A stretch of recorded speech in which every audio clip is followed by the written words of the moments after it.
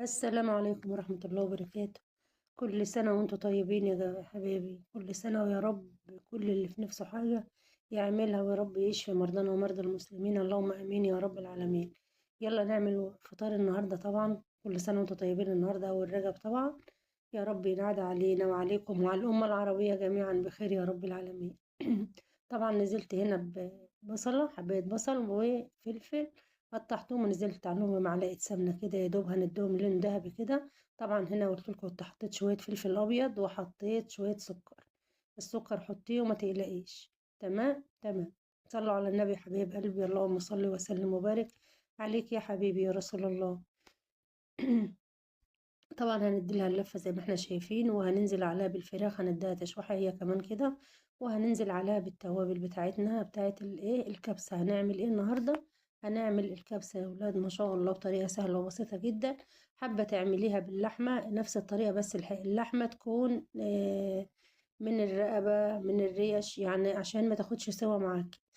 تمام تمام كده. هنشوح عشان التوابل اللي احنا حطيناها، توابل الكبسة وكركم وكاري وتوابل الفراخ. نزلنا عليهم كده بعد ما نشفت الفراخ خالص، نزلنا عليها بحبيتين طماطم، هنديها تشويحة هي كمان.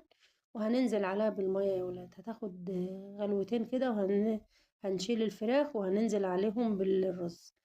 هتعملي بقى كوبايتين رز، هتعملي 3 كوبايات على حسب عدد أفراد أسرتك يا حبيبة قلبي. كوباية الرز البسمتي عليها كوباية ونص مية. تمام. أنا كنت طبعا ما حطيتش بالكوباية بصراحة، أنا حطيت بالبركة كده. آه نزلت بالمية، سبتها غليت، وطيت عليها خالص عشان الشوربة تبقى حلوة كده بطعم الفراخ، تاخد طعم الفراخ.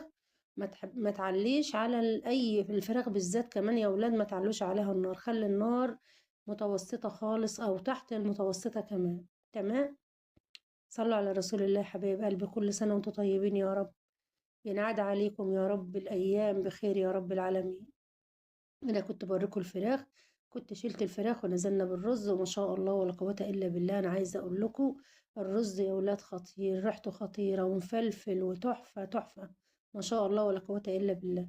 يلا حبايب قلبي، اللي مش متابعني تابعوني، صلوا على رسول الله في الكومنتات. ندعو لأخواتنا في غزة دعوة حلوة كده من قلوبنا، وندعي لمرضانا ومرضى المسلمين. طبعا هنا كنت عملت صينية بطاطس صغيرة كده، ما شاء الله ولا قوة إلا بالله.